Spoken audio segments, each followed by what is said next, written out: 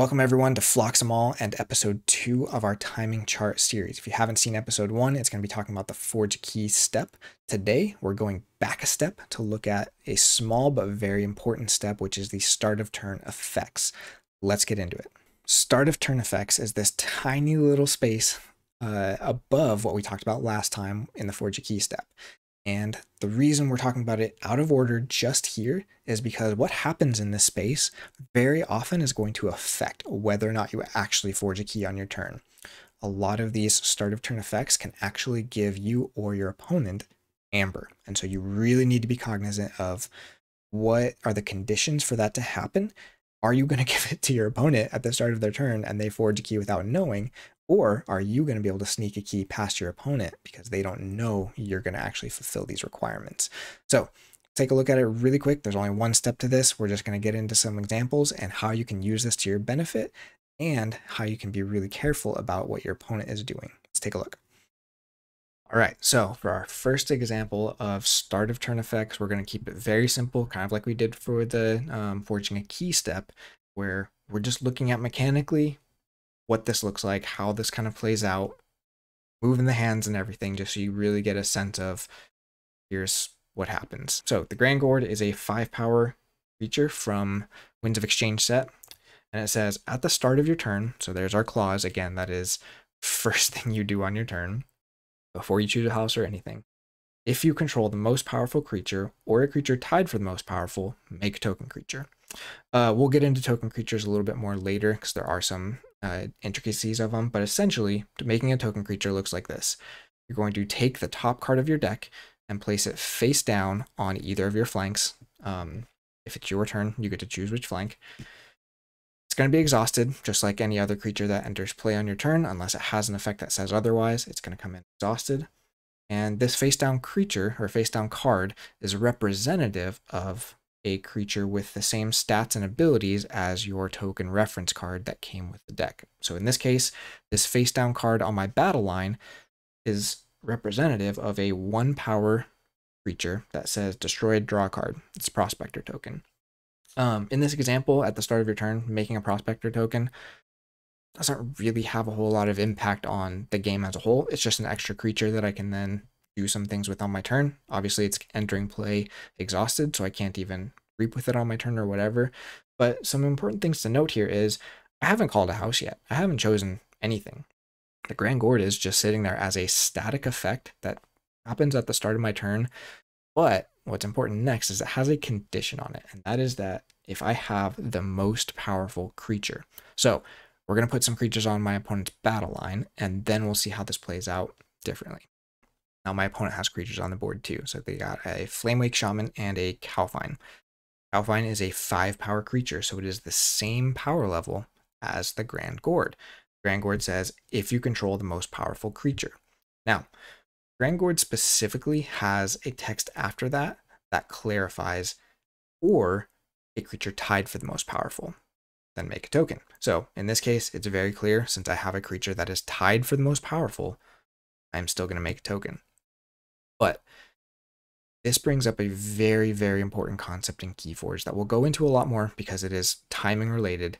But it is the idea of the active player choosing. So anytime you have a scenario where a card is saying the most or the least or the most powerful or the most creatures, or in the case of timing, if two actions seem like they take up the exact same timing slot, the rule is in Keyforge, in pretty much every scenario, that the active player, so whoever's turn it is, gets to do the tiebreaker, gets to choose the tiebreaker. So in case of timing, they choose which happens first of those two things that technically happen at the same time. Or in this scenario, if Grand Gourd didn't have that clause, I would still, as the active player, get to choose which of these two creatures that are tied for the most powerful is considered to be the most powerful for the effect. It doesn't blank the effect, and that's very, very important.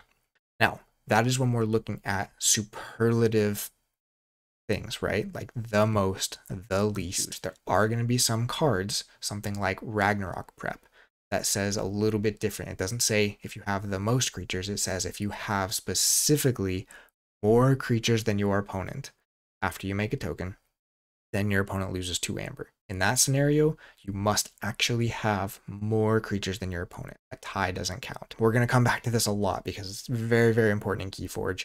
In this scenario, again, the Grand Gourd specifies clearly if you are tied for the most or have the most, you're going to make a token either way.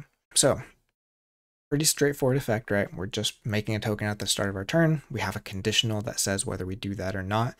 Nothing super impactful. So let's look at a little bit more complicated example and one that is going to be a lot more impactful to some of your games. So we've got Novu Dynamo here. And Novu Dynamo is an 8-power, 2-armor Logos creature that says, at the start of your turn, you may discard a Logos card from your hand or archives. If you do, gain 1 amber. Otherwise, destroy Novu Dynamo. So if you're tracking along, and especially if you watched last video, we haven't gotten to the Forge a Key step yet. So there's now a window, basically window 0 at the start of your turn, where you have the opportunity to gain amber. And there's actually kind of a whole group of cards that do this. Most of them are artifacts. I think Novu Dynamo is the only creature that does it. But they all have some condition that needs to be met. And if that condition is met, you or the other player gains an amber at the start of their turn. Let's say my opponent got me down to 5 amber, I was already in check, and they were able to stop me from getting that key. But before I check to Forge a Key, I'm going to activate Novu Dynamo's ability, or Novu Dynamo's ability activates passively. That is important, that these are all kind of passive effects at the moment that we're talking about. I have this Logos card in my hand. So I'm going to discard the Logos card. When I do that, I get 1 amber. And then I go into my Forge a Key step, and I now have 6 amber, so I can spend that amber, Forge a Key. My opponent thought they were safe, but because I have this passive effect that I was able to activate, I'm able to kind of get past their defense and still Forge a Key anyways. Now, this sounds great if you're the one controlling this, but there's 2 things to note here. One is that not all of these effects that can gain amber are one-sided. There are several of them that can be symmetric and, again, are going to depend on conditions. Things like whoever has the most powerful creature, or if you have the Tide, if you're playing with Dark Tidings decks. Those actually have the opportunity, those symmetric ones have the opportunity to give amber to your opponent as well. So if you have one of those, or your opponent has one of these cards that could gain them amber at the start of their turn, you have to be so aware of that because you might just lose the game to one of these abilities going off. Now, Novu Dynamo comes with kind of a reverse side of it, right? And this is, again, these are all passive effects, so the things you must do at the start of your turn. If you're playing online or whatever, it's going to automatically do some of these things, but in person, you just want to make sure you're kind of going through all of the steps, and that's why we're doing this series, is to make sure you're really walking through all of those different triggers. But say I don't have a Logos card in my hand or archives. Look at this hand right now. It's all Dis and Saurian. But at the start of my turn, this thing just actually has to die. I can't do anything about it. It just goes away before I've even started my turn. So there you go. That's your start of turn effects. Again, it's a very small little chunk of the timing chart there, but it can be hugely impactful both for you and your opponent and whether or not keys are forged.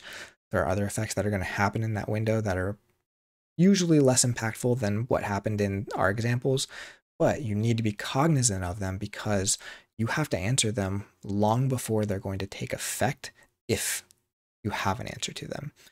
So next time, we're going to get into the meat of things. We're going to get into the actual player turn and playing using discarding cards and all of that good stuff, really the fundamentals of playing Keyforge. But we're going to start with turn planning. And this is going to be a little bit more on the strategy side, but really just thinking through the steps that are involved and especially house choosing and archiving and taking your archives, because there are some things that can happen there where you might actually get more or less from that.